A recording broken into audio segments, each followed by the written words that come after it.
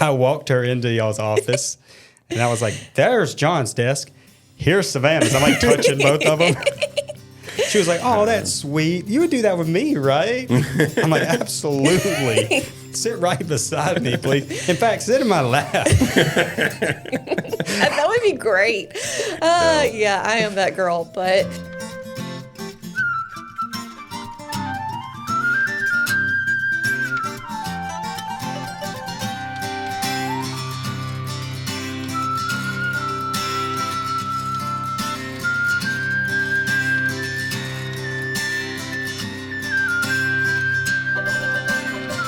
All right, welcome back to the Brewed Awakening Podcast. I'm Savannah. That's Forrest. And What? I'm Forrest. I'm Savannah. I'm John. All right, reverse that, like Okay. Willy Wonka. We are sitting in my new office, which is graciously bestowed upon me by John and Savannah. They're letting me use this, and I appreciate it, guys. It's so nice in here. It I looks think it so looks much better. awesome. Yeah. Yeah, this was actually my office to start with, and I thought it'd be really cool and have my own office, but turns out I'm really needy, and I like to sit by John, so I moved my desk in with his. So Yeah. Yeah, I was telling Caitlin that because I showed her pictures of it Mm-hmm. before, and then I was like, "Yeah, this is Savannah's office." She was like, "Well, where's her office now?" And I was like, "Oh, she cannot be separated from John." And I walked her into y'all's office, and I was like, "There's John's desk. Here's Savannah's." I'm like touching both of them. She was like, "Oh, that's sweet. You would do that with me, right?" I'm like, "Absolutely. Sit right beside me, please. In fact, sit in my lap." that would be great. Yeah, I am that girl, but he likes it, I think. Oh, yeah. Yeah, I wanted her to do that at the beginning, but I was like, yeah, you could have your own office if you want it, but I was like, my office is going to be in here. I was like, there's enough room for you in here if you want to do that. Yeah. Yeah. But she was pretty excited about decorating her own office. And It was very yellow. once she got in here, she was missing me pretty bad. Yeah. It is a little bit of a box in here, you know. Yeah. But It's like a shoebox. yeah, it is for somebody with really long feet. But for editing and stuff, I was in here last night with the lights off. Mm-hmm. In fact, I have a client coming tonight, a band that I did some music videos for. Mm-hmm. And I'll bring my computer to their place and like hook it into the guy's TV, and we'll sit there and like fine tune what they want. But they're gonna come here and sit. But anyways, it's really good for editing. It's quiet, and the biggest thing for like editing suites is darkness. Yeah. Yeah. The more darkness you can have, the better, because you can actually see the colors. There's no influence lights, you know, yeah. coming through. And my old office at home, which was a tiny shoebox, I had blackout curtains, and there were still like light influences coming in. So Yeah. for editing, it is the bomb. It's perfect, huh? Yeah, because there's Well, only good. one little window here. I done shut it. Yeah. It has a whole little Garage door. garage door over it. So yeah, it gets really dark in here. It's Yeah. like a cave. Well, I am so happy for you. And now we can That's just do the podcast like pretty seamlessly. Yeah, I would and say. we don't have to do the whole setup that we've been doing. Like It's kind really of- the load and unload. The setup's still here. You can't see Yeah. it, but it's still chaos. Yeah. But at least when I pack it up, it just has to go over there to that little shelf. Mm-hmm. Doesn't have to go in my Jeep, back to my house, up the stairs, through the hallway, around the corner. Dude, it was so much work. Well, I'm But so happy that this works out for you because it's like it was going to be an empty space, and it's good. I do kind of miss the yellow, though. I do not. I love the blue. I wish I. John chose the color. Yeah. And what's funny is, dude, he's so camouflaged right now. Look at him. He really It's is. just your body. Oh, no. I'm just seeing your head. Even your hat Should I is put blue. a jacket on or something? No, you're good. But dude, you're blending in so good with that wall right now. Blue's my Hilarious. color. I don't know. I like it. He does like blue. Well, today's episode is brought to you by Opossum Coffee. As always, opossumcoffeecompany.com. Savannah's got some products, Yeah. some new stuff, so we're going to let her take Absolutely. So over. I've talked about the Christmas cans before, and I wanted to show some of them to y'all because they are so cute. This is our first edition, and it's absolutely adorable. It has a little opossum family, and they're so cute and happy and have a little calendar and pictures on the wall. This one was done last year as our first edition. We have a local artist who actually did this. Her name is Cheyenne Bosarge, and it has wonderful coffee in it, one of the most popular coffees that we have, which is our Rebel Roast. And That goes the same for all these other cans that I'm about to show you. This is our second edition. Another piece of work from Cheyenne is also on there. Super cute. Like I said, Rebel Roast. And the Rebel Roast is what I would label as a crowd pleaser. Everybody loves the Rebel Roast. It's at a few of our local restaurants, and I have never heard any complaints about it. But and then this is our actual logo. This is our classic cans, and I just wanted to show you how cute our logo is. It's just the cutest thing. So anyways, these cans are great because they have great coffee in them, but they also can be reusable. So like, once you're done, you could put more coffee in it, or you could put like pins or nuts and bolts if you're a mechanic person. So they're super cute, great for Christmas gifts. And if you're coming to I don't know if we'll have this out before tomorrow. Probably not. No, we're going to do a sale on these tomorrow, but y'all won't see that, so never mind. Anyways, forget about that. No forget sale for about you. that. Happened. No sale for you. Anyways, those are great gifts, and we'd love to sell them all to y'all. So order them at opossumcoffeecompany.com. What's in the little bag there? Oh, my cousin, she lives in Italy, and I told her about how much I wanted to Dubai chocolate. Oh. And she sent me some. Wow. Some from all the way from Italy. Thank you, Sabrina and Casey. Y'all are amazing. My daughter wanted me to buy her some of that the other day. Man, stuff's high, ain't it? Why? I was like, why? I was like, dude, there's this place called Hershey, Pennsylvania, dude. They're like legendary for chocolate. Like, Right. They do have good chocolate, Hershey's does. I think, to me, Hershey's is like the best chocolate. But because it's so commercialized and they're throwing it out at parades, it doesn't seem as premium. Mm-hmm. No. But I think Hershey, like, you should throw some more love there. But no, I do want to try that Dubai. I'll take that bar. Yeah. No. So, well, you're not taking the whole I'm bar. joking. But Right. you can try some. We'll share it did. It's later. like $60 a bar. Bro, Do y'all want to try it now, or do y'all want to wait? Well, I can wait, but she grabbed I don't know where we were. I think we were in Boston, and they had some Dubai chocolate or something. And she brought it over to me. She's like, "Can we get this?" I was like, "Sure." Like $20, huh? it's like $40. $40? It was like a No. big one, but I was like, "Hold on, how much is this?" and they were like That was $40. me. I was like, "I don't have a problem paying $40 for chocolate, just not today." Like I don't want to be surprised. He with bought it. one from the gas station for me, and it was $20 Yeah. bucks.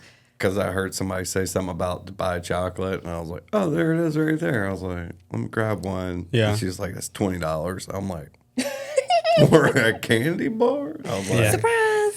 This must be good." And this might not That's be pretty happening good. yet, but I'm sure it's kind of is. I mean, once it catches on as a trend, I mean, you're going to see it all over the place. Does it come from Dubai? Are they really making it the same way? You get what I'm saying? They're slapping the Dubai chocolate. I wouldn't be surprised if somebody like Hershey's comes out with a. It tempted me to try to get to the chocolate bar making business. I was like, $20 a bar. I was like, I'm pretty sure I can make Dubai chocolate. Hey, If they have people are whole paying kits. $20 for a bar of chocolate. Yeah, they have whole kits on Amazon. But it's like Yeah. when it says Dubai chocolate, it's like a style of chocolate, I guess. It's not. It doesn't come from Dubai, Yeah, obviously. I don't think so. I think it's the pistachio and the crispy stuff that's inside of it. I know where to Yeah. get pistachios, bro. Let's go. Let's Right. make some chocolate bars. That's where I was at. I was like, I'm about to start making these things. I don't know if they're really popular like Yeah. they were a couple months ago. Like, Isn't that crazy? Like a That's couple how a months trend ago, goes. yeah, it was just like kabam, Dubai chocolate, and I was like, dang, they shipping chocolate from Dubai. Mm-hmm. That's like whenever, like when I was in high school, people like to drink Monsters and Red Bulls and stuff. Yeah. And one of my friends, who well, I don't know, he's a friend, he's an idiot, but just one of those guys, man, always got to pipe up about some crazy stuff. Oh yeah, man, this comes from Switzerland. I was like, Switzerland? He was like, yeah, look, man, at the bottom it says like Swiss water. Swiss something. And then I was like, turn the back. It's Fresno, California or something like that. it's fine. Which is fine. I mean, you know, you make stuff and then you set up other little factories and plants around the world to make. But Yeah. that's probably what's going on with the Dubai chocolate too. We should get into making some though. I'm okay with not doing it. You okay with it? Yeah, I'm not worried about doing it. What if you could white label it? Like you order from a company, just like you order your other stuff. Oh, yeah. And then like you slap a Opossum sticker on it. Opossum Dubai chocolate. Well, it's all about volume at that point. Yeah, for sure. Yeah. And I don't know if I could sell enough units of Dubai chocolate. I don't think you. I don't think you could. I don't think you could. It's not my game, bro. The whole thing y'all do is not my game, and I admire it. Like The I don't. coffee? No, it's the coffee, but it's like the relying on or mastering the art of a bunch of sales that add up into a big total at the end. Yeah, That's just I'm just not good at that. daily Like, sales. dude, even with like my business, you know, I've been doing some headshots or senior portraits for high school. I'm not a big fan. I'm good at it. Yeah. But it's like you got to like tally up X amount of seniors to get to make this dollar sign. And I'm like, well, I could have just went and worked for one Saturday and made 3 times that much and then not deal with all this. Yeah. It's just like it's hard. Yeah. But I mean, honestly, like how you're doing the photography for the high schoolers, that's like future clientele. That's kind of what you're building on. And so that's kind of the same way with the coffee shop. Like, you know, you might be running just a small, short deal, but that might influence a future daily customer. No, I'm on board with that 100%. And that's why I still go up to just a quick story, but that's why I still go up to Mississippi State almost every year and do these sorority videos. Yeah. They do pay well, but on top of that, you know, you're filming 400 girls that are going to be getting married in the next 3 years. Oh, yeah. Almost guaranteed. Yeah. And so while you're there, you know, you kind of just get the word out. And the thing with the sororities is, this happens all the time, but you film one and you're going to get 10 more, 5 more, because, you know, they post the video on Facebook or Instagram or something, and it just kind of snowballs. I did a wedding, I guess the last one I did, and sometimes I don't know the connection. They just contact and book and blah, blah, blah. And like, I'm there and the bride's like, you did my sorority sister's wedding, blah, blah, blah. And I'm like, really? I didn't know. I didn't even know that was the connection, but You never know. Testament to what you're saying, you know? Yeah. And the other thing with the It's senior like thing it is, might not pay well right then, Yeah. but you're actually like investing in your future more than anything. for sure. No, By taking that little bit of a lower pay. You know? it's just, I got to wrap my mind around it and think about that while I'm doing it, Yeah. you know? But anyways, okay, so we got some topics today. Yeah. that Savannah wants to talk about. Oh, God. Just Savannah. Don't do that to me. She's the only one that came up with all the topics. Don't hate anything that is All of said it. here. We're going to jump to the end because I think people will be interested in this, especially if they're our age. Aging and midlife crises. Yeah. Tell us about it, Savannah. Well, I was just, thinking about how, like, my body is, changing and how I'm always more stiff and feel like I need to stretch more. And also thinking about, like, John's on this whole kick about doing his skateboarding now. Like, after so many years of not skateboarding, he's all of a sudden wanting to skateboard. And I'm all of a sudden just, like, listening to a bunch of rock music. And I feel like, told him the other day, I feel like I have the energy to want to, like, do a mosh pit or something. And Let's go. he says he doesn't see me doing that. But I just feel like I had that, I don't either. Yeah. I feel like she's never seen a mosh pit. I did see a mosh pit at the Skillet concert, okay? I know that's... The Christian band, right? It counts for something. That dude was going crazy, and it was. Anyways, but Okay. I just think it's He had the Holy interesting. Ghost. This is going to sound stupid because, like we've talked about, Okay. I grew up playing the blues, and like I would go see Buddy Guy play in New Orleans. I didn't go to these types of things. What is a mosh pit? Yeah. What? Y'all didn't have it like, I guess I remember it mostly from my middle school dances. It's like And like corn, headbanging, like corn and stuff was Well, huge. see, I was a weirdo. I mean, I mentioned this before, but like whenever we would play shows and stuff, it was all 60-year-old people coming to them. Oh. I Well- just wasn't in that scene, you know? Yeah, Yeah. Yeah. Like I said, I wasn't. I remember really in either, middle but- school, not so much like high school time. So that might have been while y'all were in elementary But school. what is and it? kind of missed it. It's where they get into a little crowd, and they're like going crazy, headbanging. That's it. Headbanging. No. Hold on. John has a discrepancy on this. Beating the hell out of each other in a pit.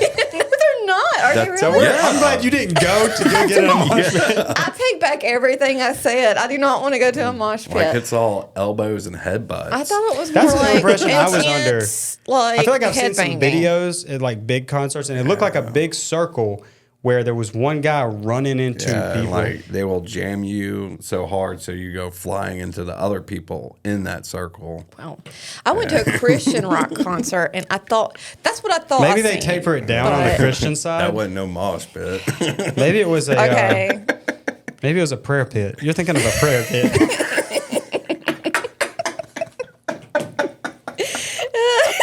Same thing. Same thing. Which actually sounds pretty nice. Like, I'll go It's a hit lot up better than being in the middle of a mosh pit. That's for sure. I'll hit up a prayer pit. The word pit, though, does not go with prayer well. I don't like that. Prayer Prayer pit. pit. Woodstock '99. That was the mosh pit. You see, Yeah, I've been that- to Bonnaroo, and like, I went to Bonnaroo several times, and I guess I never went and watched like one of the bands that would be a thing. Yeah. You know, I'm watching the Avett Brothers and John Mayer and, you know, Yeah. Outkast in the middle of the day. Yeah, it happened at our middle school dances. Like, Did they break it up? I mean, was it like a problem? Yeah. It was an issue. I grew up in the '90s, son. See, I was elementary in the 90s, Yeah. Yeah, me too. late 90s. Yeah. Yeah, sometimes I'll say I'm a 90s kid, but the truth really is not that. No. You're 2000. I mean, I was born in 92, but by the time I'm 8 years old, it's 2000. True millennial. So I'm a early 2000 kid. Yeah. Yeah. I was Me like too. I was born 11 or in 12 in the year 2000. Like I turned 12 in 2000. Yeah. Yeah. So I experienced that early part through the 90s. Yeah. But back to on track to what I was talking about. Aging. Okay. Or mosh pits. Or Prayer pits.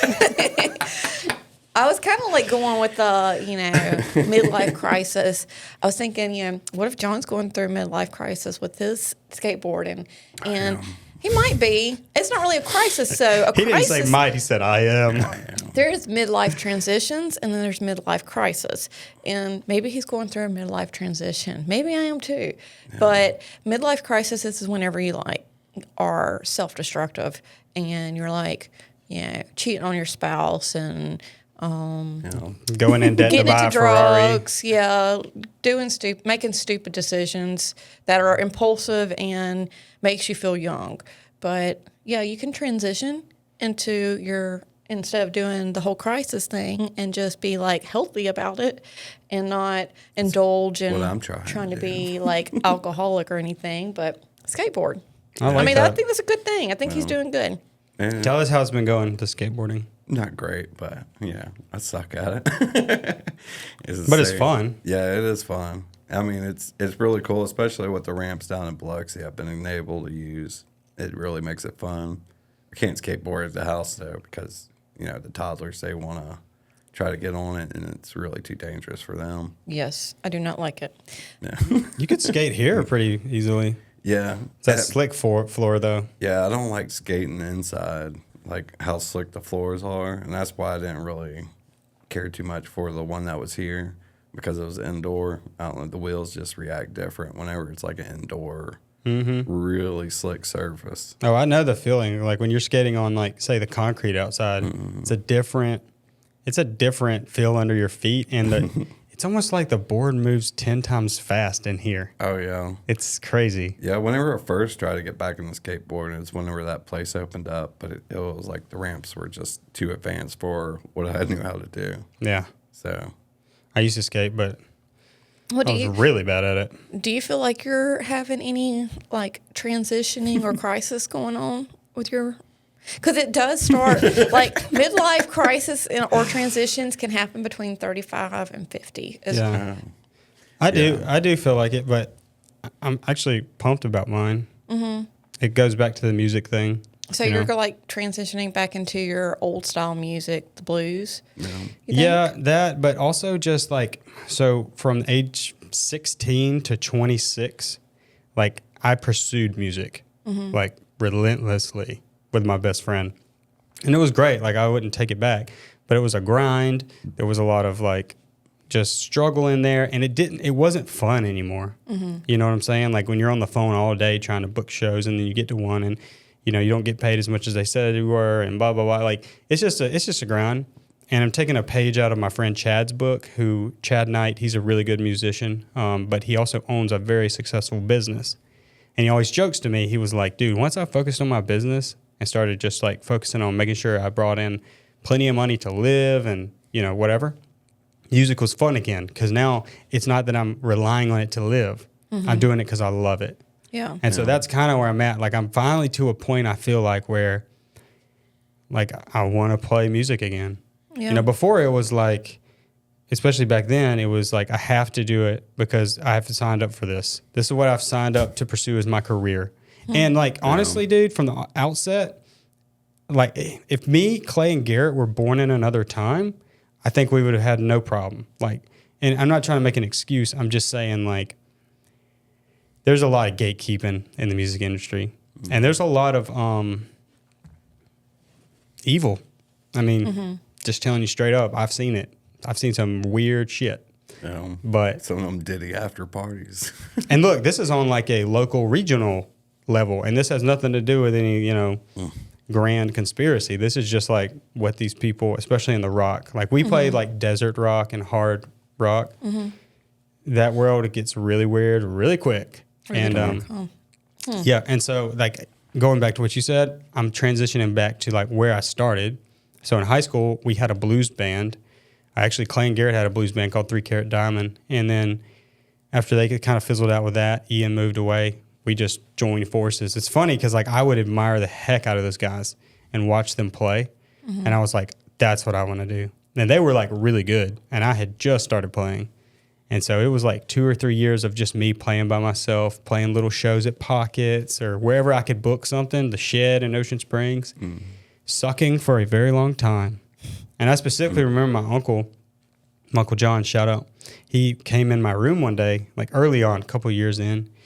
And I was like trying to sing this song and play, and he looked at me. He's an old welder. He's very rough around the edges. Very good guy, but rough. You know what I'm talking about. He said, "Boy, that ain't for you." He was like, "That ain't for you. Give it up." And then At least he's being honest. Fast forward 10 years later, though, he asked me, "Hey, can you bring your guitar to the family thing and sing?" You get what I'm saying? So it kind of come full circle, but. Well, that leads me with the question that I just want to ask you, because I have a cousin who is pursuing music, and that's his, you know, where he's getting his income from, and he's very, very talented. But, you know, you always hear do what you love. I mean, I don't know, I don't know, you said that you had to focus on getting money first before you could do what you love. So is there a fix or in between, like... So I'm just like a hyper creative person. Like obviously I make videos, I play music, I even, believe it or not, do physical art like drawing and stuff. But I think I found a way to do both. You know, the thing with the music, and no one told me this, but you cannot have a limiting mindset. And I definitely had a limiting mindset. Like I knew we were all good, and I knew we could all make this. My friends were in 3 Doors Down, and no offense to 3 Doors Down, but they had some good songs, but they weren't just like the best musicians of all time. And they were touring the world, you know, and one of them is going to be here tonight to edit with me. Oh, cool. He was the drummer in 3 Doors Down. Okay. But Richard will tell you, yeah, we weren't the best musicians in the world. We just had these 2 songs that really like Kryptonite just took off overnight. They were all just like playing in bars on the coast. And all of a sudden, you know, Epic Records or whoever it was like, "Hey, you're going on tour. Like we need 10 more songs. Like, come on." Nice. But we all knew we were good enough. The thing is like, number one, limiting mindset. And the other thing is too, you really probably need to put yourself in an environment that is suitable for going up a ladder. Like the 3 Doors Down thing is an anomaly. To be playing on the Gulf Coast and then get picked up by a record label out of Los Angeles is probably not going to happen again for a long time. Yeah. So if you're a country music singer like your cousin, he probably needs to do what Hillary's doing. Do y'all know Hillary Reese? Yes. From George County? she's moved up there. Yeah. For better or worse, I mean, not knowing if it's going to work, you just got to go get in that environment. But there's also the idea of, and the fact that the music landscape is completely changing. You have the Sturgill Simpsons of the world who, and the, what's the local guy? There's a local guy around here that is making millions of dollars a year. I don't know who If I said, gosh, his name, where's his name? Forrest Frank. Have you ever heard of Forrest Frank? Okay, he's a country artist. Like, he plays like redneck country, like stuff you would hear, and he performs at like these off-road places. That makes sense. But he's built it all without a record label. He built it all on Facebook. Nice. Like, he That's incredible. Wrote his songs. He's got behind-the-scene videos of him and his wife with a camera set up in the corner, like an iPhone, and they're literally in their garage. It's like a time lapse for like 7 hours, packaging CDs and then putting them into envelopes to send out. Yeah. Because people are buying all their stuff online. They're doing it all themselves. So, and then my friends Hikes, there's a band called Hikes from Austin. They're very successful, like tour the world. They do everything themselves. They do the booking. They do the merchandise. They do everything. It's a lot more work, but you get 100% of the profit, and you're not, beholden to whatever contracts are offered to you out there. And it's like Morgan Wallen. You know who Morgan Wallen is? Yes. Yeah. Morgan Wallen, he took a chance. Like, he was determined that this is what he was going to do. And so he purchased a tour bus with a credit card, like, got a manager, probably paid him with some of that credit card, and grinded. Is that a word, grinded? Grinded for 8.5 years until that first, whiskey, whatever, hit. And then there's Muscadine Bloodline from Mobile. They have blown up. They're huge right now. And Red Stray Clay is the same thing from Mobile. Red Clay Strays. But whatever it is. But Muscadine Bloodline's open up for Post Malone. I don't know who that is. I need to hear that one too. Dude, and what's crazy, they just come out with an album this month. I have seen their billboard for that album 7 times across the state in like Hattiesburg, Meridian. But if he wants to do it, I think I didn't have the knowledge then to be like relentless about it.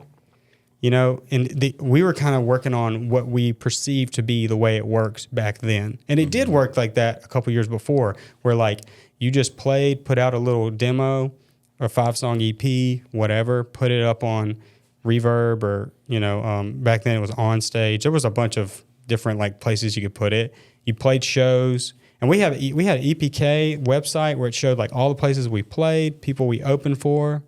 Like, at one point, I didn't, but Clay and Garrett opened for Kenny Wayne Shepherd. Like, and that's the thing, too. You could get on a bill for a big, festival, like, say something like Bayfest, which was in Mobile. Like, we played, and that's the thing, too. You would piggyback off of things. Like, we played on their smallest stage at, like, the 3 o'clock spot. Yeah. There was, like, 40 people there, not even listening. But our EPK, we got to put on there that we played at Bayfest. No. And you kind of just built your resume. And that's still going to be the case. Start your camera again. That's still going to be the case for today. But I do think there's a route to self-distribute. If you want to go that route, if you do want to get signed to a label or something and let the other people do all that work and you focus on the music, you probably need to go the Morgan Wallen route and get your butt to Nashville and live there and start making connections. That's the real thing. It's about people. That in the industry, in any industry, Man, it seems like a tough industry, but it is nice though that like social media is available for people to be able to put their work out there and not have to be tied down to moving to Nashville or whatever. They can get that audience just from there. And also figure out your goal. Is your goal I want to be famous? Is your goal, like, I just want to be able to write songs and eat and pay my bills, and that's, like, what I like to do? Is your goal, like, my new goal is, like, for music is I want to educate the younger generations about the blues so that we don't lose it. I don't care about making $1 with that. Yeah. So that takes the whole money out of it, which makes it easier. Yeah. You get what I'm saying? So if he can quantify his goal, that will help a lot. Yeah. Yeah. So, yeah, music's fun. It's hard. Well, back to the midlife crisis again. That's my midlife crisis. I don't have anything I can resort back to that I'm like, I never did anything in high school or as a kid. I was You want really your car from high school? That's what you're. whatever. No, that's You have a not cool it. car? Yeah, we seen a Firebird out there, and she was like, You had a "Oh, Oh, Firebird? Yeah. Right. I did. Dang, It was a girl. red 96 Firebird, and it was the coolest. That's when people actually noticed I existed in high school. So when I drove up in that thing. I bet, dude. Right. Yo, Savannah. Firebird. Let me holler at you. Savannah, let me holler at you. That Tell was them what it. you had before then. It was a 82 Trans Am. Right. Smokey and a Bandit. It was gold and had Savannah, the eagle what is on going it. on? It's secretly a hot rod head. Right. I was like, that was your first car? I was like, that's nuts. It was gold and had the eagle on the hood. And let me tell you what I did. Her As daddy a loves her. stupid thing. I sanded that whole thing down. Sanded it by myself. Were And you then- grounded? You're grounded. No, I wanted that car, and I wanted it to look the way I wanted to, and I spray painted it white. Did not turn out like I thought it would. No, Awful. it didn't. But I had It this didn't turn out like vision in anybody my wanted. head. No, it doesn't. Don't ever spray paint your own car. It's so stupid. But I went the whole like. I thought that's how people painted cars. They just spray painted themselves. You can. You really can. You just can, got to but- clear it. You got to spray a clear coat and then sand that down too. Yeah. I didn't Oh, do you ruined that one, Yeah. didn't you? You can't think just so. spray But paint. like when it ran, it was like. It was. Okay, it so here's Right. going to be the funny part. You ready? Mm-hmm. Where are you driving now? I am driving a Honda Odyssey minivan, 2014. Right? I love it. I see Yep. these reels all the time. They're hilarious. Of like this couple are like, "We're never getting a minivan, never, no, never." And then it like fast forwards to Oh, yeah. kid 4, and they look at the minivan. And they're like, "This is awesome! It's got so much room." There's I'm a- all about it. There's a few things I said that I would not do whenever I was younger. I was like, I'm not going to have a minivan and I'm not going to wear straight leg pants. And I definitely have done both of those. She's been itching for her little 4-door sedan again. I am so ready to be done with that van. Have y'all seen the Volkswagen? It's not called a Volt. It's something like that. It's the new Golf? bus. I don't know. No, it's the new bus, like their version of the bus. Yeah, That'd the be EV cute. version. So I went and test drove it. Yeah. Nice. And absolutely loved it, dude. And it was going to be really good for what I do for production because it's like all the seats went down. It was just this big empty Nice. cavity. Mm-hmm. Yeah. And it's all electric. And dude, I mean, I was pretty much, I'd say 60%. Okay, I'll trade the Jeep for this because I'll still have the truck. So I have a diesel vehicle. Yeah. And then I can charge it at Singing River. Mm-hmm. And, you know, it'd be cool. Mm-hmm. I'll have a diesel and gas with Caitlin's, and we'll have a electric car. The problem right now is the price. What's the price? They haven't moved one. Like this guy Alan at the dealership keeps texting me, No. joking and being like, "Bro, we haven't sold any of these." The price started at like $72,000, Yeah. That kind of makes sense. but they've dropped down. I'm just kind of letting them do this. They've dropped down to 54. Oh, nice. Vehicles are so That ain't expensive. bad. Everything's That ain't bad expensive. there. Now No. if 'Cause, it, I mean, you can buy like an old school bus and have it converted by a shop yeah. into an EV version, but it's probably going to cost you, I would think, at least 30,000. Mm-hmm. Yeah, and it wasn't so much the EV that I cared about. In fact, I was a little hesitant about that part because I was like, I just want the van aspect. Yeah. You can fit your gear in there. You can fit a bunch of kids in there. Like it's really, and I've always wanted a bus. So I was like, hey, maybe this is a way to get a bus, but I get a new one. But then when I got there and it was electric, I was like, oh, I guess I'll drive it. Dude, this thing drove so good. Oh, yeah. Oh, it was so smooth. And the amount of people that were like looking at me at the red light, they have really cool colors too, like orange and green. Now, I drove the all black. We've talked about this. I drove the all black one. And I was like, dang, I need this. Kate was with me too. She was all about it. She was like, we should get this. I might would like that, but I don't know. I have been driving a van for a minute, and I would like to have something that I can just whoop, whoop in because I miss that. What is that? Where you just can go in and out of traffic and Where drive. you drop, 2,500 pounds off your vehicle and you can just corner like it ain't nothing. Yeah, that van is heavy. Like a mini coupe? Yeah. No, just No. like a regular, like a Toyota Camry. Yeah. Like you can have a lot of fun in a slow car. Like, I love my Camry. I miss like that. there's nothing Caitlin funner had one than before driving this. a slow car fast. I believe that. Like a little, 120 horsepower car, just eating it around curves and stuff. Yeah, they're low to the ground too, so you really. And it's not so much power that you're going to really like kill yourself in it. Yeah, Caitlin had a Camry, and we just didn't like getting in and out of it. Yeah. I mean, you're sitting on the freaking ground, man. She Yeah, likes that. that's how that Well, you're Firebird was near a the lot ground like already. that. But I gotta say, my favorite car that I've ever driven was a Pontiac Grand Am, the 2-door. That's a fun car to drive, I think. Like See, the you and early Kate need to 2000s. chat. She had cool cars in high school. Yeah, All right. Like, she had sports cars in high school. And I had, dude, I mean, I loved my car, dude, in high school. I really did. I mean, just because I had it, that was what made it good. Right. But my first car was a Volkswagen Beetle from that is 73. cool. yeah, that is cool. It's a cool car. No, it was Them cool. things are still on the road. No, it was cool, but it was like a project for me and my dad. Like, I was 14. We went and picked it up, and it didn't run at all. But the parts Awesome. were so cheap. Like, we would order parts and fix this and fix that. And when it came time for me to actually have like a daily driver, like, it didn't make a lot of sense. Yeah. So I ended up selling it. But I bought from my mom her Chevy Blazer 2-door. And it was like a Nice. little bit jacked up. And it was just like the coolest little car, man. Of course, I grew up in the car, like sitting in the back seat.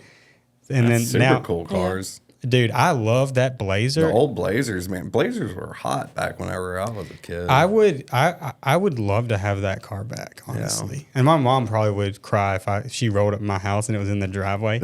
And I've seen it in the last couple years because I had a UAB. I always go to UAB soccer camps, which is the University of Birmingham soccer camps, and I had like a UAB soccer sticker on the back. Nice. And like every now and again, I would see it on the highway, and I would see that UAB sticker faded. Like, you could hardly see the green and yellow anymore. But yeah, that was my car all through high school. Was a Chevy Blazer. Nice. Freaking love that Blazer. Man, y'all man. had some cool cars. What the hell did you have? Because it's going to be something terrible. I had a skateboard. Yeah, I had a 1997 Chevrolet Lumina. And he drove it like is he did that? not care. It was a 4-door grandma-looking car, but it had a V6 under the hood, and that thing would haul ass. I bet it would. I mean, it was honestly, it was a total sleeper, and like I had actually drag raced like 92 Toyota fucking T-top little cars. Yeah. And they have a stick shift, but they don't know how to drive a stick shift, and I would just leave them.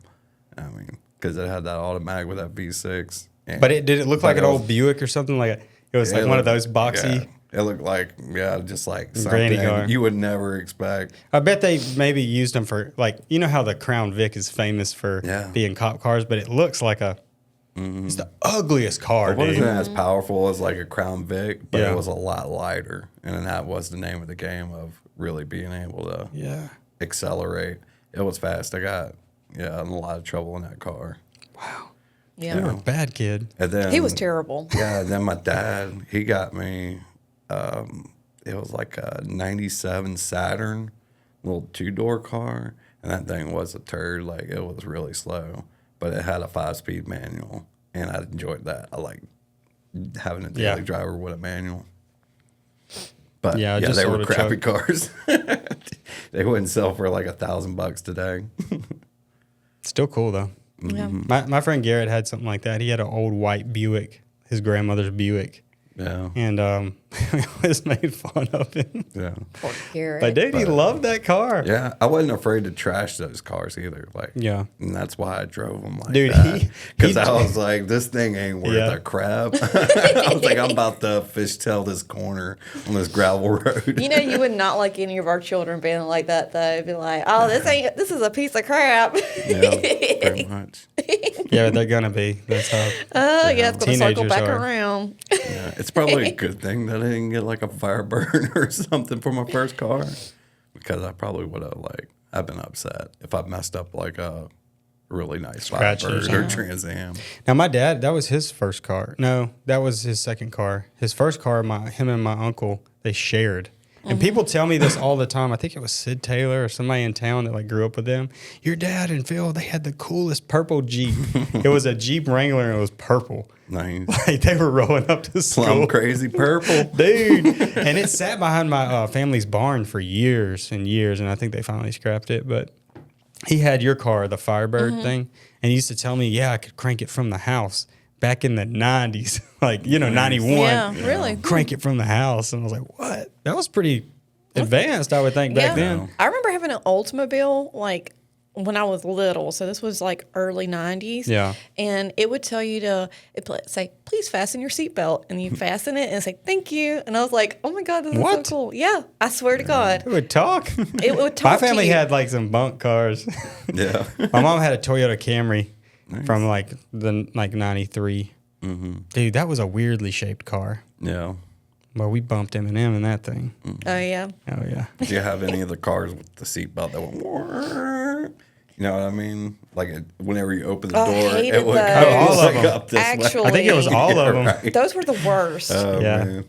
But that was back in the day when it wasn't the law to wear a seatbelt. Like, No, it was the law back then, too. My dad. it was. I had no idea. Like seatbelt laws have been around since like the 70s I had no idea. My bad. or the 80s. Dude, I saw a reel. I didn't wear seatbelts when I was younger. I saw a reel with this like redneck girl who was like in Arkansas or something, some real redneck town. And she was talking about how, and she had like 2 teeth, white beater on. She was just like, these cops telling me to put my seatbelt on. That's unconstitutional. If I want to die, I'm going to die. Right. Like, what? It was hilarious. But Yeah, I remember seeing those old news interviews where they like passed a law where you couldn't drink and drive it anymore. Like it was illegal before, not you couldn't be drunk and drive. But like now it's They're open like, container yeah, type deal. you could like crack open a beer. Like they're trying to tell a man he can't drink a beer on his way home after a 10-day shift. That's communism. I know some guys like that would say that exact That's actually thing. scary though, like, because there's some people that drive like a long ways, like if you were coming from the shipyard, like you. Dude, I know some. When I worked at a liquor store, it was a liquor, half beer. We'd always have those guys come in. I mean, they had drywall all over them or paint or whatever, and they'd come in and they'd buy the same thing every time, 6 or 12 pack of Bush or Bud, whatever their preferred thing was. And they were like, yeah, I'll have about 4 of these left when I get home. Or, Jeez. they drink 2 on the way home. Yeah. That's just like how those guys operate. I worked for like a company when I was like 18. At the end of every workday, everyone would meet and they would break out a cooler and literally everyone standing there would start drinking beer. And it would be like a rundown of what all happened that day and what needs to happen tomorrow. And then they finish their beers and everyone would go home. That's so weird. Wasn't even old enough There's to a little drink. bit of charm in that though. Like I kind of like that. It's like camaraderie. I mean, if you're just drinking one and going home, can you not drink a beer at a restaurant right after work, eat a meal and leave and go home and it's fine? Let me tell you, that cooler was in the back of that truck all day long. Oh, yeah, I'm sure. It wasn't just broke out at the end of the day. Oh, okay, yeah. It makes me think of like Shawshank Redemption, like that scene of like them having that beer. That's a good moment. So I'm thinking, oh, they're like, we'll just crack open one. We kind of team build here. They're probably Yeah. mostly alcoholics. Is the truth. Yeah, no, for sure. That's probably the truth. Well, all the construction type guys that I worked with the TV show and Yeah. knew in the liquor store. I mean, I've been around these. I mean, they like to drink. Yeah. That's really their thing, you know?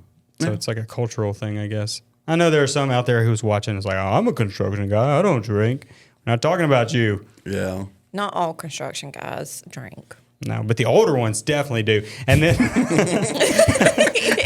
the If older, you're over 30 and working construction, bro, you're I'm alcoholic. telling you, I like those guys though, man. They would come in the liquor store and they would get their marbles, and they were always right here in the shirt pocket, kind of hanging out, and they were like, 2 packs Marlboro Lights. No, the shorts. I want the shorts. And I'm like, you don't want more cigarette? Like, nope, I want the shorts. It's just enough.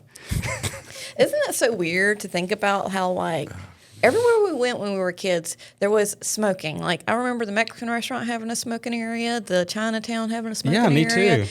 And now it's like nobody smokes except for homeless people. Wild. And yeah, it's Who still smokes? Like, I know that's a stupid question. homeless people. They're still selling them, so obviously. They're still selling them, but like, I kind of have to turn my head sometimes when I see somebody walking out of a building to take you a definitely smoke. don't see it anymore. I go, Yeah, it's so wild. I'm like, dang, that regular lady right there smoking. She looks like a nice lady. Yeah. And believe it or not, like I've seen it at banks around here. Somebody stand on the corner of the property having Smoking. a smoke. I used to smoke cigarettes. Do you think it's just got replaced with vapes? Yeah, I think so. Probably the majority of it. Yeah, because you can get away with it inside, but I don't know. Yeah. I never did either. You know, I see people vaping, and I'm like, you pansy. Because I used to smoke cigarettes, so. Yeah, just go all the Just do the real smoke, man. I didn't ever smoke cigarettes, but like when we went to Bonnaroo or went on a canoe trip, I don't know why, but we would buy like American Spirits. Oh, I love those. Just to like have a few out there, you know? I bought those back in the day for Savannah for a while. Yeah, I was smoking Camels. Because she was like trying to cut back. Yeah, trying to go organic with my bacca. Yeah. I was like, darn, you suckers $10 a pack. I don't know what they are now, but they were expensive back then. No, they were definitely the most expensive They're probably one. $20 a pack now. Probably. Everything's so expensive, by the way. Like, has beef went down? Has anybody seen the prices of beef going down yet? Because I haven't. I don't shop enough. Okay, well, I just saw My wife's doing where it. the news said that prices were going down, and that gas is one of them. No. But I'm just like, is that it though? Is Yeah. that all we're going to get? Because I want our groceries to go down. Yeah. Be nice to eat beef again. Be Yeah. nice to eat some beef. We eat a lot of chicken and a lot of rice. I mean, we're Americans. We want red meat in our diet. I don't know. I have a friend who's all vegan and he's ripped. Yeah. And I'm just like, oh, that works. He's like, yeah, dude, there's protein in plants. I'm not trying to get ripped off of red meat. I just enjoy it. Yeah, we just no, like I to know. eat it. Yeah. Yeah, it's just interesting. Yeah. I don't know why I brought that up, but it's just interesting that he's like I need red meat so I could be he's very muscular. You wouldn't think. I wouldn't guess. think. I was Yeah. thinking, Yeah. you know, you got some protein in your diet. Yeah, You I know. don't think I've ever seen a muscular. Beans have got plenty Bacon? of protein Yeah. in it, but Beans are good. yeah, they're not for as your good heart. as a steak though. Yeah. Yeah, they're not as good as a steak. I was just wondering if, yeah. Yeah. I don't know nothing about the prices. I haven't bought eggs in years. No. People, my grandma was always telling me, "Hey, I'm coming to your house. I gotta get some eggs. Ain't no way I'm paying da da da." And I'm like, "Come on, come get some eggs." My mama supplies us with eggs. Yeah. We get eggs all the time. That I will say, like people always ask me, is like, "Is it worth getting chickens, like cost wise?" And I go, on the front end, absolutely not. You're gonna spend hundreds and hundreds of dollars setting these chickens up, building their pen. You know, got to buy all the stuff to feed them, and the food is not. It's not expensive. Probably cost me about $40 a month for my 13 chickens. Yeah. But over time, when you blink in a couple of years and you've got 65 eggs in your fridge, Yeah. that's when it pays off like way later. But I mean, I give all my eggs away except for the ones we eat. So I'm not in it to make money or even save money. No. It's just more of like, that's one less thing I got to put in the buggy. I know that brisket that we got was expensive because I cooked a brisket for Thanksgiving. Yeah. I think it was 18 pounds and it was like, I think around $100 or $120. And it used to be 60. Yeah. It was Dang. tasty, though. Very Yeah. good. That's double. Yeah, I remember getting an 18-pound brisket for like 60. Okay, going back to cars, but tying it into prices.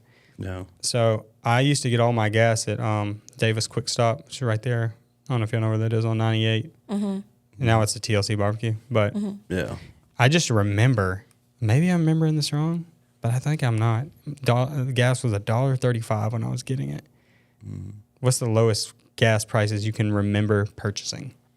Purchasing? Oh, Yeah. I want to say it was Or even being with your parents or something, but like you're probably not going to remember that. Now, the earliest memory I have of like gas prices was 99 cents. I can remember that. 99 cents. Okay. I remember I it was being not on like the purchasing. news kind of thing. Like it was a news story about how this woman, instead of paying $1.02 a gallon across town, she drives 15 miles to get it for 99 cents. That's a very good memory. Holy Yeah. moly. But yes, I remember I mean, that. I was that was probably when I was like 10 or something like that. I feel like I remember my high school years being like $2.23, 2000, somewhere around that I remember area. it being like $1.50 or $1.70, and then it jumped up. I think after I went to Iraq, yeah, and came back home, it like jumped $1 a gallon. I was like, I wish it holy would go hell. back. I do remember like a time recently, like in recent years, where it was so expensive, and then it went back down to like, I mean, dude, if it stays under $3, I'm probably happy. Yeah. I'm probably happy I remember about when that. diesel was cheaper than gas. Yeah, I remember that too. That was a good long while. That if you had that was like the whole thing, like get a diesel car because the gas will be cheaper and the parts. Well, last diesel is longer. also more fuel efficient. Yeah. And I've noticed that with having my truck, like long distances. Oh, we're taking the truck. Yeah, it sounds like it's burning a lot of fuel because it's just like. Yeah. But for some reason, I mean, you can go from here to Orlando in one tank. Yeah. And I'd have to stop my Jeep. I'd have to stop and just get 2 tanks. Now, there's a bigger tank. I mean, there's like a lot of little factors, but okay, this is the Christmas season. We are probably going to hopefully do another episode before Christmas where it's going to be all Christmas themed. But I wanted to ask you guys, because it's on my mind, me and John were talking about it. What is your favorite Christmas movie and why? Ooh. I really like watching the classic, crap. It's a Wonderful Life? It's a Wonderful Life, yes. Like, I like that every year. It's funny to me in It some is. spots. It's hilarious. It's That movie is so good. relatable. I think too. it might be the best Christmas movie. It really is so good. That is like, I feel like a must I have to watch every year just to get that out of the way. But you also love Home Alone, the first one. I think that one's a really good one. How about you? Yeah, It's a Wonderful Life's a great one, especially whenever he says, "What we have all these kids for anyway." We sometimes What we got all these kids for anyway? Like, so no way funny. they put that in the movie, but yeah, They did. that was good. Die Hard. It's a great Christmas movie. Everybody's always saying that. I mean, I know I've seen Die Hard, but I just don't remember it being all Christmassy. Yeah, It's not Christmassy. Yeah, it's very Christmassy. It's at It was at a Christmas Christmas time. party. Wow. Yeah. Taken over by terrorists. Yeah. I guess it's a John Christmas McClane, music. I don't I mean, know. music. Movie. Christmas music. Yeah, but it's also just like how It's a Wonderful Life's a funny movie, but it's built as a drama. Die Hard is hilarious to me, but it's built as a serious action movie. He loves watching stupid movies that's like action. The villains are so cliche. It's awesome. Anything that has like Arnold Schwarzenegger and what's the other stuff? Sylvester Stallone. Sylvester Stallone. Yeah. Cannot stand watching Sylvester him. Stallone is like still putting out movies on a yearly basis. Yeah, he's right? doing the what's that called? It starts with a T. It's a city. Tupelo? No, that's Mississippi. There is a show that Sylvester Stallone is Tulsa. doing. Tulsa. Tulsa King. Tulsa King. Where he's playing a mobster. Cannot Oh, watch man. that one. It is so awful. Such great acting. But he loves it. Yeah. I don't know. I love it. It's funny because he just does like the same I don't know, cues over and over. Like he's seen a mobster do that in the movie, and now he just always- nonstop. Trying to fix his clothes and like re-situate himself. So funny. He is so funny. I'm going to throw y'all a curveball on a Christmas movie. All right. I'm fearful that you don't know what this is because then there's nothing to talk about. The Family Stone. Nope, I don't know. Doesn't sound familiar. The Family Stone, it obviously, like if you saw that on a shelf, it's not going to scream Christmas to you, but it is, and it's about this family who, like a lot of families, they all live off. And so Christmas time is like when they see each other and they all come back into town to see each other. And I'm just going to give away, all spoilers, but still worth watching. But they all come back and to see mom and dad are there, and it's all normal. And they're expecting just normal Christmas. They have traditions, they do all their thing, and it's got Owen Wilson's brother in it. What's his name? Anyway, Owen Wilson's brother's in it. There's a lot of good actors. God, what is his name? Luke. That's it. Yeah. Okay, there you go. I was going to say Lucas, but I'm glad you corrected me on that. But anyways, they come back home, and there's it's just a lot of little bitty, it's very character driven. It's like a lot of little bitty dramas. Like one of the couples that comes is getting a divorce. They don't know how to tell everybody. And one of the couples that come, or one of the brothers, Luke, he's like that brother who never got married. And it's just kind of wild. He's like, we're going drinking tonight. And then it's just a lot of that. But the mom has cancer. And the mom and dad are trying to figure out how to tell everybody because it's Christmas time. She just found out. And it's really funny because Luke's in it, but there's a lot of weird stuff, and at one point, the brothers switch women. Like they're getting a divorce, and he brought his girlfriend, but they find out they're in love with each other. Wow. Yeah, it sounds crazy, but it's just a movie about a very dysfunctional family at Christmas. Definitely an adult movie, not something like, hey, let's watch a Christmas movie. The Family Stone. It was like old National Lampoon's Christmas Vacation. similar, Yeah. but not as quirky, I guess. Maybe. It come out of that rom-com era too. Oh, So yeah, it's a rom-com. It's got a little bit. It's not quite Matthew that. McConaughey in it. No, but there's a really good Christmas movie with him in it. Oh, really? Yeah, I'm trying to remember the name of him and Kate Hudson. Is that her, the Yeah. blonde girl? Yeah. But The Family Stone is just good. It's all character-driven stuff, and there's every actor's recognizable. I just don't know their names. Yeah. Yeah. That's probably one of my favorites. But if I'm talking like, hey, we're all going to sit down and with the kids and watch a movie, It's a Wonderful Life is up there. Yeah. If I got my really Christmas little Story. Christmas Story, really little kids, like I like the Jim Carrey Grinch a lot, and we watch it. I know people don't like this movie. Like my mom hates this movie, The Polar Express. No, we watched that I last like it. night. Yeah, he was saying that the graphics look so. Yeah, it's Uncanny Valley. Yeah. Yeah. But it is pretty good. Yeah, it's motion tracking. You know that's how they made it, right? No, I don't know. So, but it looks just like I don't know. It reminds me of a video game. Yeah. From the, Well, like, it's the PlayStation 1. same technique they use to make Beowulf. Okay. Like they put a green suit on you, and it has all these little ball trackers on it. Yeah. And then Tom Hanks and all them, they actually acted out the movie in like a studio, and then they overlay the actual texture and the character part of it, and it's called Uncanny Valley because when you watch it, it doesn't quite feel right. It doesn't feel human, but it doesn't feel animated, and that's why a lot of people really do not like that movie because they're like, why don't they should have just animated it, or they should have just made it a real movie. Yeah, the faces in it. They're kinda very like- strange. Yeah. Yeah.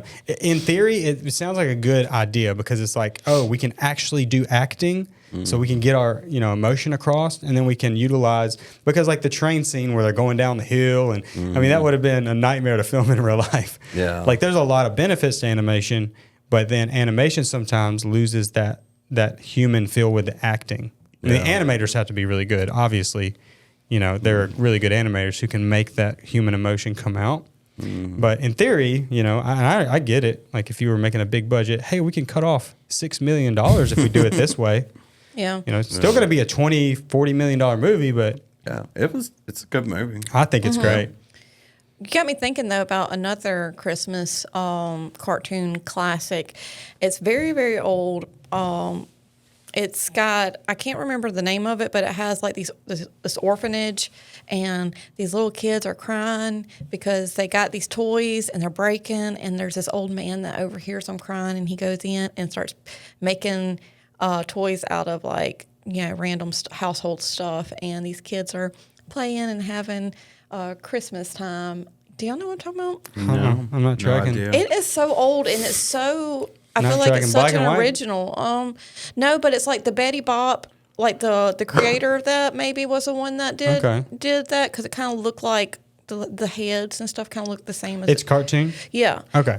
But See, maybe I can. I wish I I could. wasn't thinking about cartoons, so I was trying to imagine like a real. Yeah, it's very live old. action type thing? It's one of the first times that they ever did like a 3D, not a 3D effect, I guess. Maybe they had built up a little orphanage, like a little house, and they actually used that to go around with the camera. So I see. But the rest of it was, drawn out and sketched. But I thought that was pretty Oh, cool that okay. they actually did that, trying Yeah. to make it look real. Yeah. I like practical effects. I think we talked about it before, but like the early Star Wars movies, there's so much in that movie you don't realize is puppetry. Yeah. It's like the ship the first shot is that big ship flying by. That ship was probably as, big as this little area. But they're just so good at making that stuff that it looks like it's out in space. Yeah. I hope that people are, and they are, some film productions are going back to that. It just takes a lot of time and like real skill. Yeah. Not that there's not skill in animation or CGI, computer Probably a lot generated. more expensive too. Yeah, I would think. I mean, if you have just a computer set up and, you can put a nerd down and he can just as opposed to like building it out, George Lucas, like they're like building whole sound stages that are just for the little miniature the things they're riding, going across the tundra. But practical to me, just even if I can catch on to it and I go, oh, I think that's a puppet. Yeah. I like that better than catching on to it and going, oh, that was made in a computer. Yeah. Actually, I think you're At right. least I know it's real. Yeah. It's something real. Yeah. May not fool me completely, but it feels better than the later Star Wars movies Yeah. where it's like all CGI. Mm-hmm. It just feels like a cutscene from a video game, Yeah. which there's nothing wrong with. But if I watch a movie, I want to watch a movie. Yeah. But I don't know. I have a pretty good, way of tuning that stuff out, I guess, and just trying to enjoy. yeah, I don't know. except for the Polar Express. Yeah, Polar, so the faces, that's the whole thing. I don't know, Too the whole much. face. That's what my mom said. That's She's what like, I can't I'll even- watch it. Yeah. But, She said she can't get into it because of that. Yeah. Favorite TV moments? That was something we wanted to talk about. What does that mean, though? That's broad, ain't it? Yeah. like of 2025 or all time? And I think it's of all time. It's something Is that a moment in the movie, or is that a moment? TV. Oh, Right. TV. Okay. TV/film is what it says. Oh. I might Hit me with yours so I can piggyback off of that. Ooh, Or John, somebody. Yo, Adrian, we made it. yeah. Like, can it be No. anything? I would Anything that say was so. broadcast? Yeah, whenever Rocky single-handedly defeated communism and brought the world together, I say that was a pretty huge film moment. Yeah. What else? Maybe the montage before that. Whenever the girl off of Star, what is it called? Superstar. Whenever she kisses a tree. I don't know. I can't think of anything Or right what's now. that? Didn't Madonna show her titty at the Super Bowl or something? Oh, yeah, she Nah, did. That wasn't Madonna. Beyonce? No. It was, I think it was Madonna. It was Madonna. And Britney. Oh. Yeah, No. There was a man involved. But you get what I'm saying. Yeah. That's a good moment. I mean, No, it was more of like an earth-shattering moment. Like, oh my God. Lord. Yeah. Or I remember, But it's not y'all my probably favorite. didn't, but I remember watching Michael Phelps in like his peak in the Olympics, win all those medals. Like that was also back when, like now we stream everything and we can go back and watch it, or it doesn't have to be live. But I remember before streaming, like when I would get up in the mornings to watch the World Cup or the Olympics. Oh, yeah. So it was kind of cool to see Michael Phelps do that like in real time. Yeah. I remember that. Yes.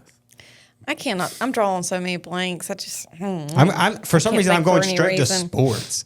Like, I'm just like, well, Film and movie. Okay, let's talk sports. no. It's TV moments. TV or film. No, not or film. Wow, TV just moments. TV. TV/film. Oh, okay. I'm pretty positive I guess that's I what didn't it jot it says. down right. I'm sorry. I'm trying to. That's look what I was and trying to see. think. So Is it many. like something that's in the movie, or is it Maybe like Will Smith slapping whole. Oh yeah, my like gosh. that? That's easily. That was was wild. wild.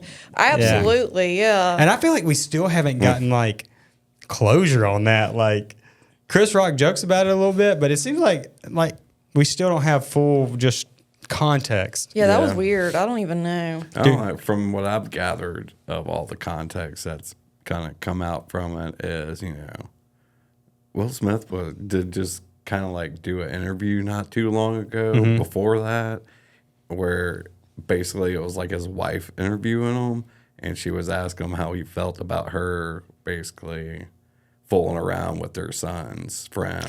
Oh, yeah. Like, how'd that make you feel? The wife is interviewing. Yeah. So that's the kind of like space the relationship was kind of in at that Yeah. time. And then Chris Rock said something about, made the joke about how she was bald. She was going to be up for the next role in G.I. Jane or something. And like, you could tell Will Smith kind of started to laugh. And then he looked over at his wife and she was like, mother effer, why are you laughing right now? And that's whenever it escalated to keep my wife's name out your mouth. So at that point, do you think he's like simping? Like he's trying to like show her that he's the man? Like I want you to be into me. Does that make sense? Like kind of like he if- was proving that he's, manly and all that. well, that he wants to defend her and stand up for her. I see. as a husband kind of thing. But I think he was. Or I can admire that I a think little he bit. was in a real like Bad not so headspace. healthy headspace at that point because that was not, you know. Dude, I just watched an interview with him where he's talking about his like cosmic spiritual beliefs, and I don't know what space he's in, bro. He's talking about the craziest stuff I've Midlife crisis. ever heard. Yeah. And even people are like doing review videos of the interview, and they're like, "Does anybody wonder what he's talking about?" I don't know. Like, I can it's imagine crazy. like But yeah, that's got to be a rough life. Yeah. I'm going through that in general. So I know I wouldn't be in a good headspace after something like that. Yeah. I just don't know that I'm going to slap a comedian for making a joke on national TV. it might have just Mine been a would probably trigger. be worse. Mine would probably be a lot worse. I mean, than I could that. see you. I could see you after the show as he walks out the backstage. You just beat him up back there. But I don't know. Like, you get up there and you slap him.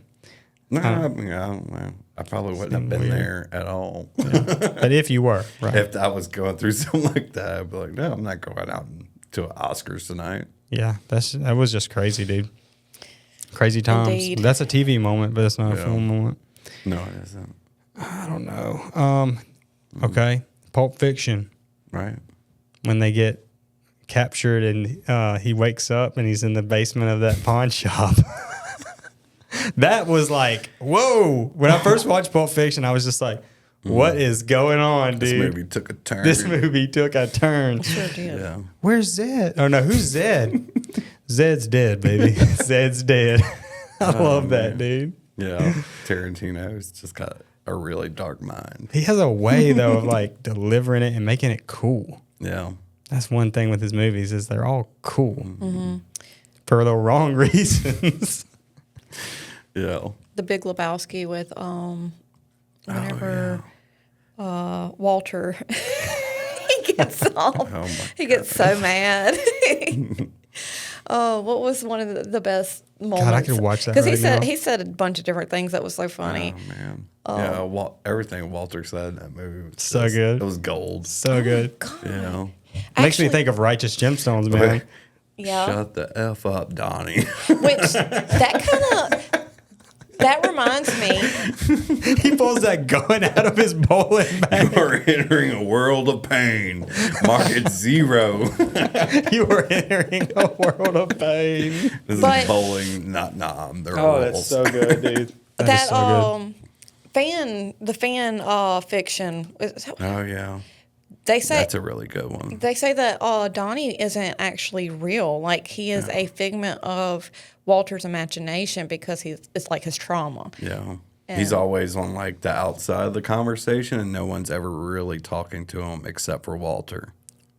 And he does. It's And only Walter's Walter. always telling him to shut the F up. That would be some Coen Brothers stuff to do, Yeah. man. I love that. Yeah, the fan theory behind it is that Donnie is actually served with Walter in Vietnam and was killed over there. And so that's like a ghost that haunts him. I need to watch it again just to kind of keep that in mind. Yeah. Yeah. That's a cool fan theory, though. Yeah. I don't know that I have any, but that one's awesome. Yeah. That one's pretty cool. I know about the Pixar theory, but I'm not going to pretend to like be able to connect the dots. But there's a big group of people out there on the forums and the YouTube that are like, every Pixar film is connected. Like, Yeah. I'm going to butcher this, but like Andy's mom is actually this girl from this movie.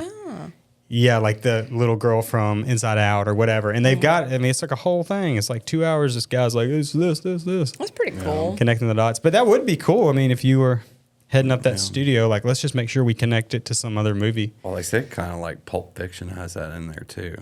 So that scene whenever he's in the pawn shop and he's trying to pick which weapon to go down there and try to kill Oh, the that's the guys. Kill Bill. Yeah, well, there's a sword for Kill Bill, and then like apparently each one that he picks up represents a different movie. Oh, that's Tarantino did after that. That's really cool. I like that. Okay, super underrated movie. Because like when you think Quentin Tarantino, you think Pulp Fiction, you think Reservoir Dogs, you think Kill Bill. What else do you think? Django. Django, yeah. Very underrated film because Jackie it's Brown. because it's off the beaten path of what he usually did, and I think that's why it didn't get as much fanfare. Jackie Brown is such a good movie.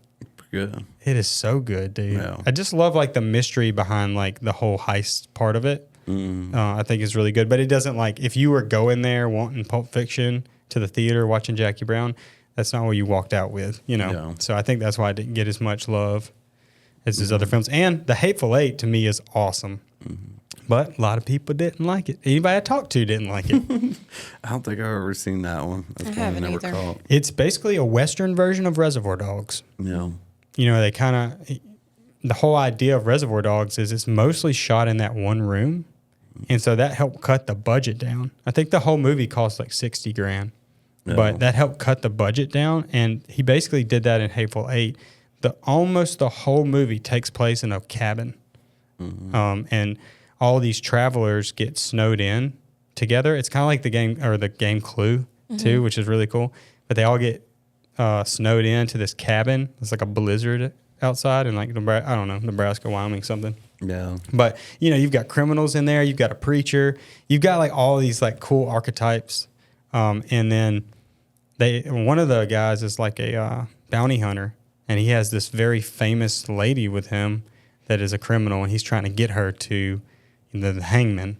No. But anyway, somebody gets shot and killed, and everybody wakes up, and there's a dead guy on the floor. And then the rest of the movie is like they're trying to put the pieces together. And it's very Quentin Tarantino in the way that he cuts. Like Pulp Fiction, for example, the very last scene is in the beginning No. when they're sitting in the restaurant. That's the last. So he doesn't cut chronologically. Yeah. Like he might show you the end of the movie first. Or a piece of the end. And that's kind of how this is. It starts going back at little things you missed. Yeah. And it's like, remember, old guy, he who poured the coffee? Because the coffee ends up poisoning somebody. And they're like trying to figure out who made the coffee. Yeah. And they're like, well, I thought you made the coffee. He's like, I just boiled the water. Yeah. Who made the coffee? We didn't make you any coffee, by the way. It's all good, man. Just forget about me. Sorry. Happens. It's been happening my whole life. Yeah. I think I like that movie Django the best. Django is so good, man. Yeah, it is. It is so good. Yeah. It's so funny too. Yeah. Like it's not built as a comedy, but If you like Django, there's so you'll- many great you'll- comedic moments in it. Yeah, you'll like The Hateful Eight because it's the same cast minus Jamie Foxx. Yeah. So the guy who's the dentist in, he is the main character in Hateful Eight. Yeah. And it's like he's the same character. Like he's dressed the same. He's German. Yeah. Like, it's like- Oh, is that the one with the neo-Nazis or not neo-Nazis? No, but the that's actual it. Nazis? That's Inglorious Bastards, which Yeah, is that one's also really great. It's like a Nazi version of or World War II version of Django. Yeah. Oh man, I forgot about that one. Yeah, me I don't too. know these Until movies. Inglorious Bastards is so good. That one is a masterpiece, That is bro. really Is that great. the one that's really funny? Brad Like- Pitt. Yeah, this is like Brad Pitt, and they're hunting Nazis No, I don't know during that World one. War II. Yeah, and that Yeah. one chick's a spy. And the way it ends, like in the theater, that movie, man, I forgot about that movie. So good. I love his style. Like, I don't know. Yeah, Brad Pitt was great in that movie. When he's talking to that Nazi, he's like, "You're probably gonna want to take off that uniform after this war is over. So I'm gonna put something on you that you can't take off." And cars in that. That's the first on his scene. forehead. That's the first scene, Yeah. dude. I do like that he comes out with a punch, usually, Yeah. in his movies. Hits you I right need in to the see face. it. I haven't seen that one. Yeah, Inglourious really great. Old Bastard. dude from The Office is on there. What's his name? Oh, He's Steve crazy Carell? about Steve he's Carell's crazy name. about Kelly or Kelly. Ryan? Yeah, Yeah. he's on it. Okay. Yeah, It's really good. Yeah, dude. This boy's made some good movies. He's got one to Yeah. go. I don't know if you knew that. yeah. I've heard he's like planned on cutting it off at some point. There's a number, and Hateful Eight was not Hateful Eight. Once Upon a Time in Hollywood Yeah, was whatever 17, 16. that was pretty good too. Not Brad Yeah. Pitt was in it. Yeah, it was. I didn't like the last scene. Like, No, it just didn't build to it. It just hit it, and Yeah. it was a little off-putting for me. But you know, he's yeah. been It wasn't so my favorite film from him. no. But He's been so good. Like, I'll give you a little slack on one scene. You know what I mean? yeah, But yeah, it was all right. But I think that was 16 or 17, and he's always said, like, from the beginning, I'm making this many movies. yeah, So we got one to go, according to him. pretty cool. Pretty cool, man. All right, so let's see. Cruises. This will probably be our last topic. We're at hour and 16, so we're doing good. You don't need to restart a camera, do you? No, I'm at 16 minutes on hers. Nice. I did not have you for about 2 minutes, but you weren't saying anything. Oh, okay, good. I know. One day, we're going to just get another C100 like your camera. That's actually the best one, in my opinion, like the look-wise. Maybe it's just you, but. Maybe. It is just him. I do have a glow. He does. I do have He's a so glow. cute. Dude, so my YouTube, the Follow Us Football Reel is doing pretty good. Is it? People are commenting I on don't it. have that one on my. You don't? Yeah, you should. I don't. Okay, I'll have to see if I missed it. So funny. I think I only got like 7 reels. See, that's the problem. There was more than that. It must have not finished the upload when I uploaded it to Dropbox. We'll take a look at that. But Cool. cruises, okay? This was Savannah's topic. So Savannah, just lead us into kind of where you want to go with this. Well, what triggered that thought was I saw yesterday that there was a report of a guy who was on a cruise who was served 33 drinks and he died. I was just thinking, you hear all kinds of stuff that's happening on cruises where people can just like fall over or they could be murdered, and there's not really a whole lot that I think that could be done because it's out on international water. So cruises, they're kind of scary, but I've never been on one myself. Yeah, that part of it is definitely what's crazy to me is I had already been on 3 whenever I started watching these documentaries and seeing these videos. There's quite a few documentaries. There is, and there's some really good. Sometimes I think independent documentaries, like just on YouTube, these YouTubers making these documentaries are better than like a Netflix documentary. Yeah. Yeah. There's a really good one on the girl who went missing on the Disney cruise. She was a staff member. I don't know if y'all seen that one. She was a staff member, and there's like the last known footage of her is walking to a payphone or a phone in the hallway, and you can tell she's like really upset and crying, and then she's never seen again. And Disney basically like gave it a 2-day investigation from they have to pick when you're out there and something happens. The investigation falls on the closest national port, and this one happened to fall on like Panama, something that like is not used to dealing with this stuff. Yeah. So the detective comes on, and he's like, "Yeah, she fell over the edge." And they're like, "How do you know?" And he's like, "She fell over the edge." Where else would she go? Yeah, where? Yeah, and I was like, "Okay, that's a Prove close." me wrong. But then all these whistleblowers are coming out years later on this guy's YouTube, and are like, "Well, she was actually having relationship problems with this guy, and he was known for getting in trouble on the ship, for violence and stuff. But they never interviewed him." You know what I'm saying? Like Yeah. Disney and her parents were just like, they couldn't believe how Disney were just like, "Oh, she fell off the ship. We're so sorry." Well, that's not the first case I've heard where the cruise ship just basically dropped the ball on trying to help find a missing person. There was one that was done by a crime junkie where but this was back in the 90s. This one girl, she went missing, and there's evidence that points to that she's still in, I think, Mexico, possibly in a a sex trafficking situation. But she went missing, and basically that's what they said. Oh, she fell over. And it's so easy to come to that conclusion and roll it off as that, and it's kind of alarming because you don't know. I don't know. I don't know if it's worth the risk to go on a cruise anymore, Yeah, watching that, probably not. Because it's like, it seems like that would be enticing to a murderer to be like, you know what, I think I will go on a cruise ship, There's definitely, like, if you put yourself in the shoes of a criminal, I can think of about 1,000 ways to do 1,000 different things and not get caught. Yeah. No. Like, you could easily, like, just kidnap somebody at port, like when you get off the ship, and then find a way to get back wherever you want to go. Because once you get off, you're off, bro. You're off of that boat. And they have a time for you to be back. And if you're not with one of the excursions that is booked through the ship and you're not back by a certain time, No. peace out. What about Peace the out, staff? bro. Like, it's Yeah, they're like, on there for 8 months at a time. you can think like, you see it all the time where there's child predators and they become teachers and youth ministers or whatever. 100%. And they surround themselves with children. Well, Yeah. And there's like ocean camp. Like when we go, there's this thing called ocean camp, which we've only had great experiences with. But basically, like, and my kids want to go to it. I was like, hey, you don't have to go to ocean camp today. They're like, what are you talking about? I'm ready to go to ocean camp. And it's basically like this big area on the ship that they have like staff that are hired specifically, like I don't want to call them teachers, but they're like counselors, and it's like a camp. I mean, they've got video games, they've got toys. They do scavenger hunts around the ship. Now, I will say this, like, it's such a big industry, it's worth getting this right on their side. Like, figure out ways, like the guy you said who drank 33 drinks. That's an easy fix. Yeah, there should be a ban just like at Disney, and every time you get a drink, you have to touch it to the little sensor, and it can tell the staff, hey man, you've had 18, because that's the hard thing to track is like if you have the drink package, you're wearing a lanyard, and you walked it. There's 30 bars on the ship. You walk up and get a drink. It's kind of hard to track unless you had something you could be like beep and like, hey man, you've had 18 drinks in 2 hours.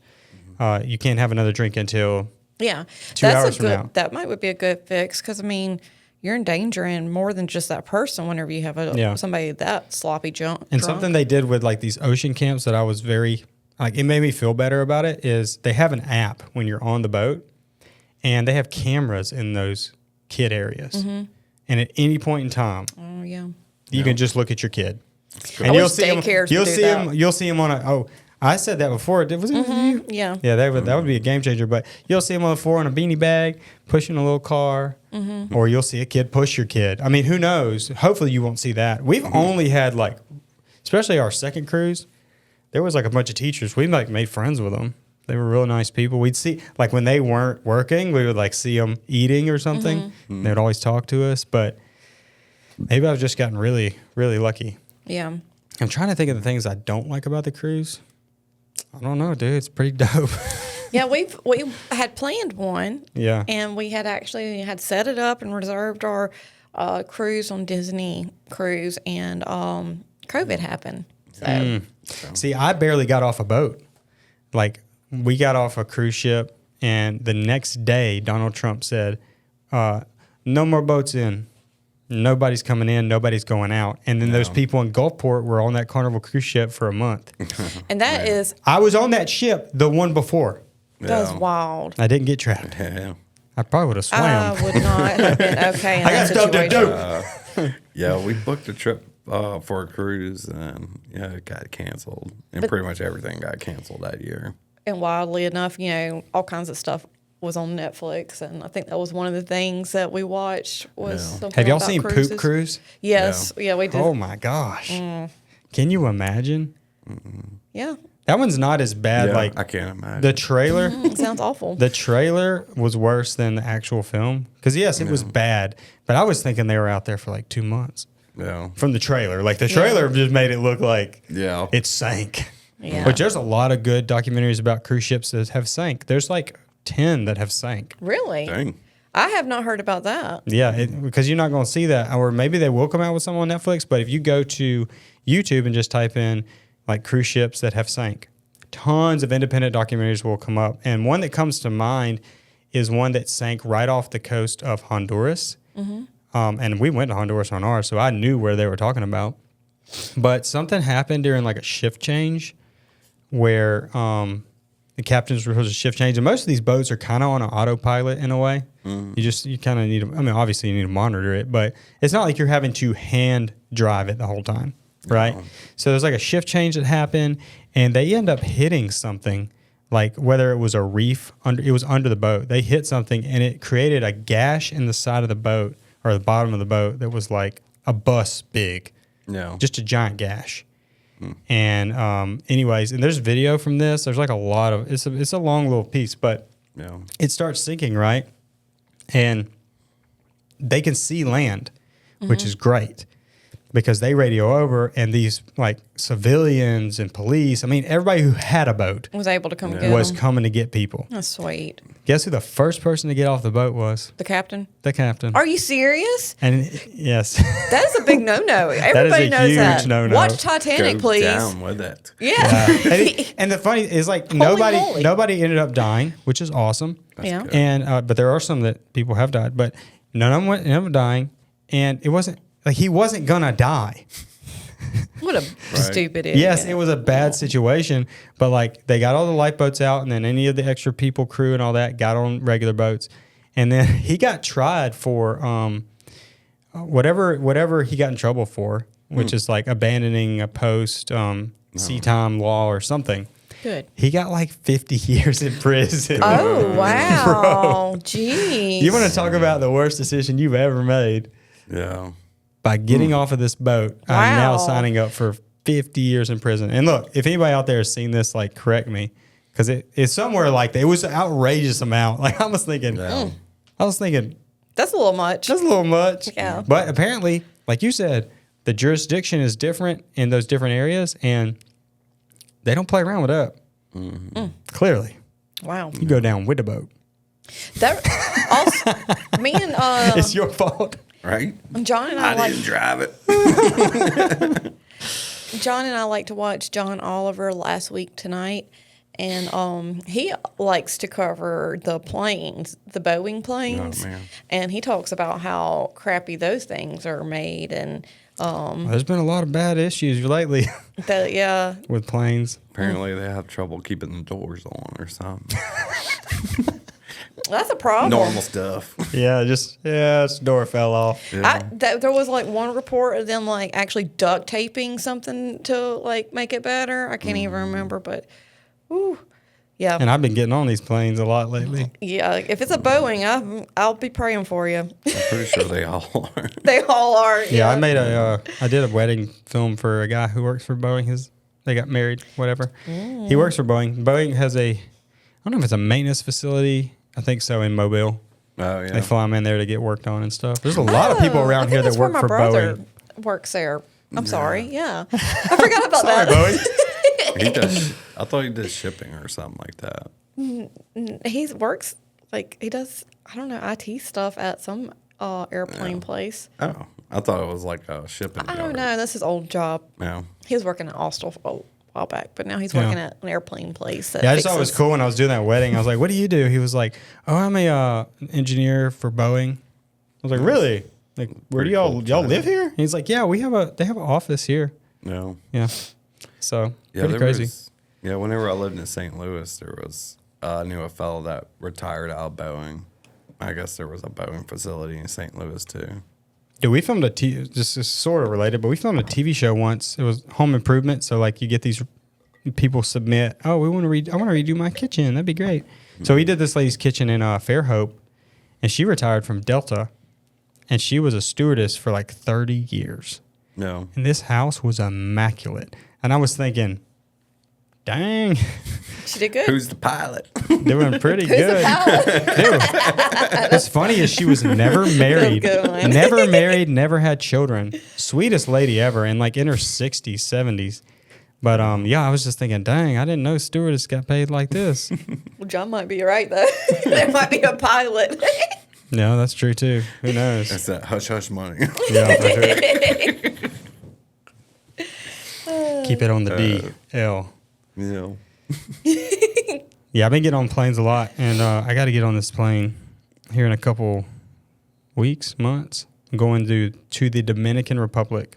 Oh, yeah, you were telling me about that. To do a project, and I'm taking 3 other guys with me.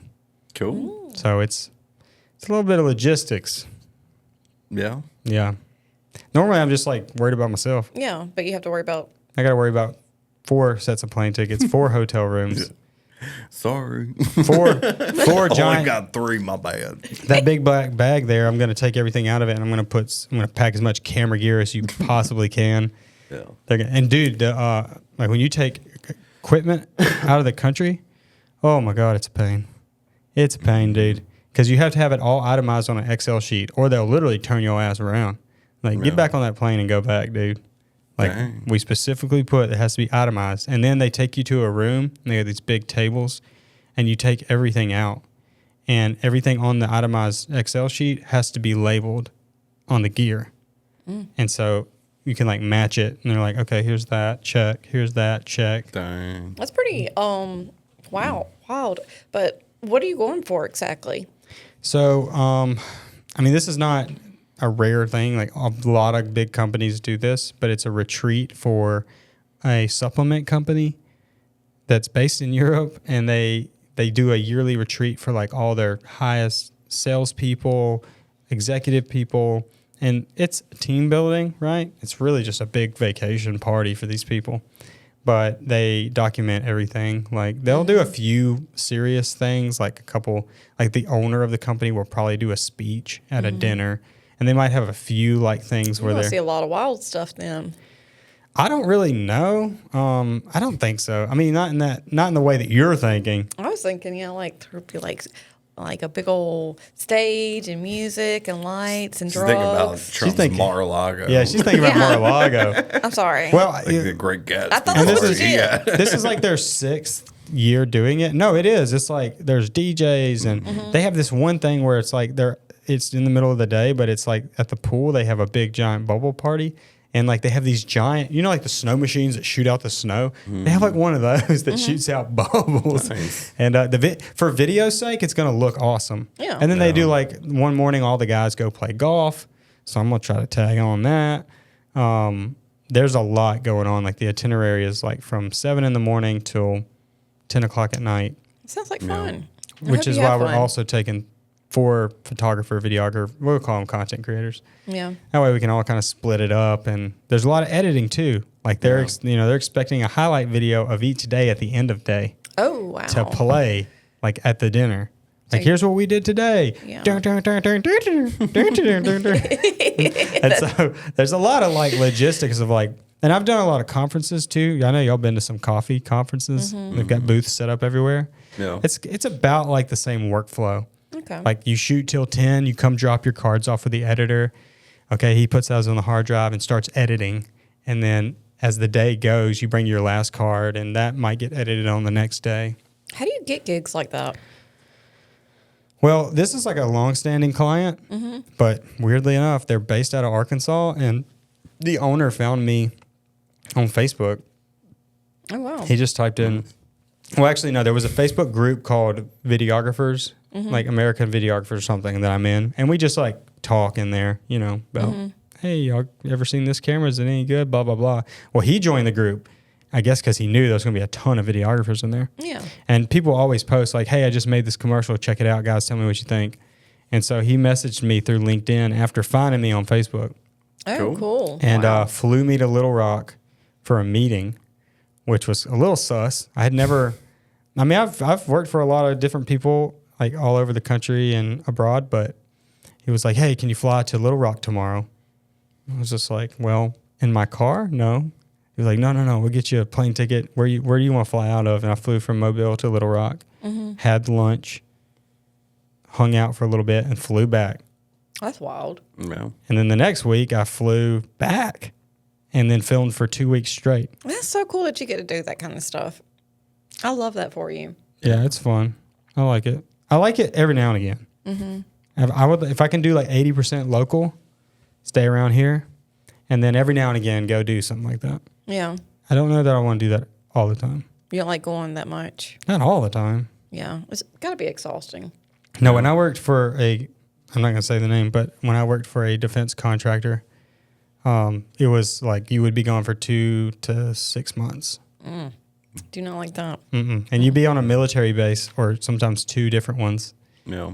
And we didn't live on a military base, thank God. We just drove in there every day.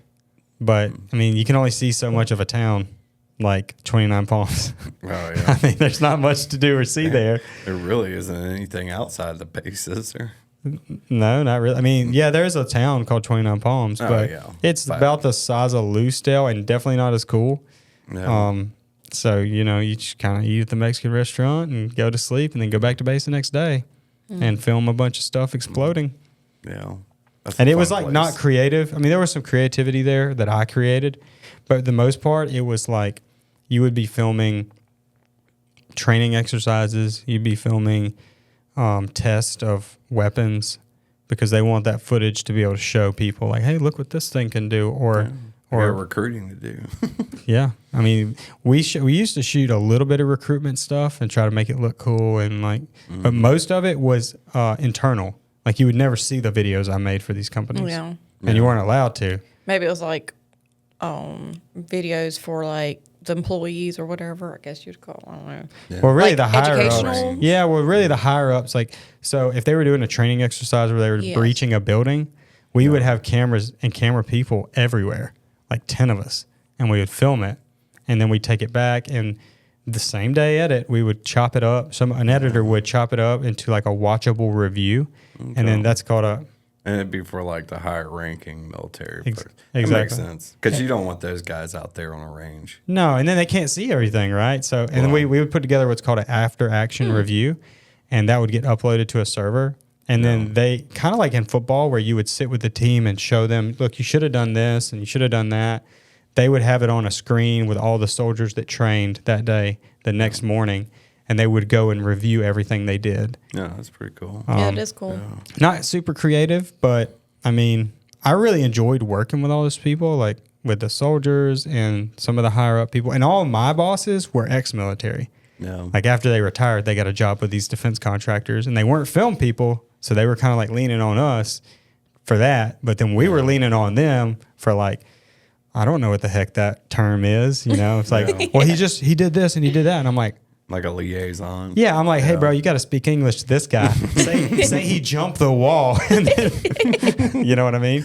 Yeah. But it's funny, like the first company I started working for, they're very famous for something that you might have heard of, and that is MK Ultra. Oh, yeah. You know what that is? The CIA. Well, Well, it's acid. well, they subcontracted a company to perform a lot of these experiments. Mm-hmm. And I guess I should just say the company name. I haven't worked for them for a long time. SRI International. If you ever feeling froggy, go look into SRI International. Okay. And it stands for the Stanford Research Institute. That's it. Yeah. And I still have my badge. And here's the thing, too. I didn't know about all this conspiracy stuff with that company till years after. I'm watching a film like on YouTube about They like... did prison experiments too, didn't they? Dude, they did stuff like I don't know all the stuff they did. That's because I keep discovering how involved SRI has been in all of the weird. The film Stranger Things that everybody's watching right now is based off something that SRI did in Rhode Island, New York, where they were experimenting with hybrids and all this. Anyway, all allegedly. Okay. Yeah. But I have my badge. It says Forrest Proctor's got my picture, SRI International. Nice. I mean, they had so many sub departments of that company. Yeah. Like, I obviously was not involved in all that crazy stuff. Yeah. I was just like a videographer working at Camp Shelby. It's Yeah. kind of like mostly like a social studies type of kind of agency, isn't it? Like basically they're trying to understand social habits.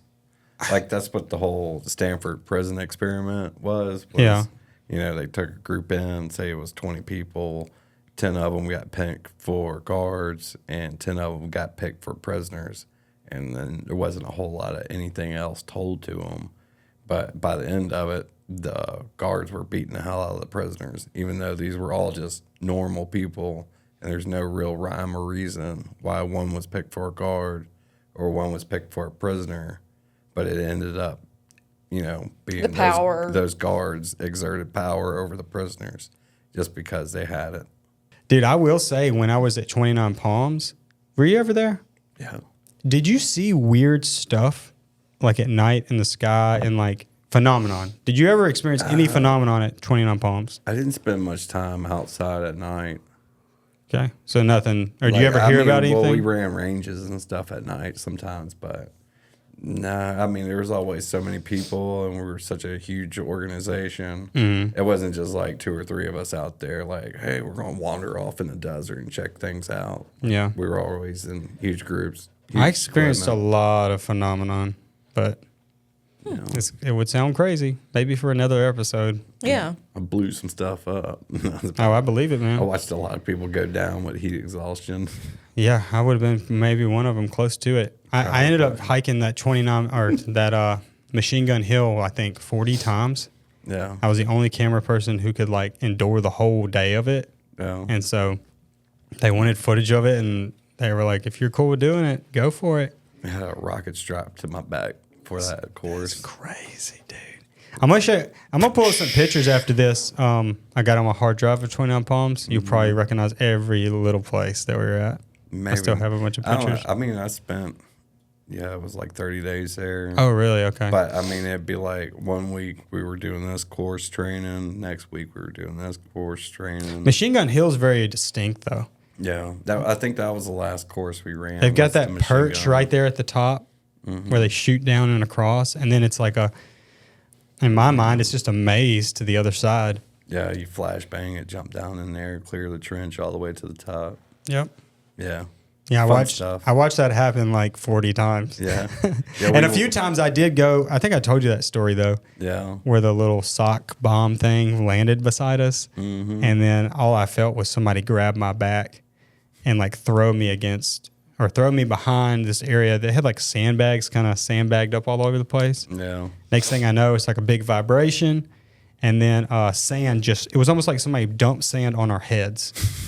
Yeah, you almost got fragged. All over the camera. I mean, it was everything. And I do remember that one of those high ups, same guy, he said, yeah, you're not doing that again. Yeah, I bet. He's like, we don't need footage that close. That stops the whole day. Whenever somebody almost gets hit by a grenade at a range, they're like, okay, shut this one down. Especially a civilian. Yeah, Oh, and that yeah. would have been a pain in the butt, a PR pain in the butt for Gotta explain that one. the company. So, Yeah. But- I only seen that happen like one time where we were running, a live range with grenades. Dude went to throw the grenade in there, bounced off the door frame, and came right back into the room everyone was standing in. And everybody had to get the hell out of there. the craziest part is I had another guy with me. I can't remember who it was, but I have a photo, not of that exact moment, but I have a photo. He's filming down from the top. I have a photo of me with those guys. And it's like they're all lined up with guns. You know what I'm talking about? Like crouched behind each other like a line. Yeah. And then you see this camera guy with a helmet and a bulletproof vest. That was the one thing with that job. I stayed in shape, dude. Not bad. I was wearing a bulletproof vest almost all day and a helmet. And I was the youngest one there by like 10 years. No. So I'd be like, hey, we need you on the other side of this field. My friend Jason, one time I got footage of him when I was getting run over by a tank. Because they can't would've hurt. see super well.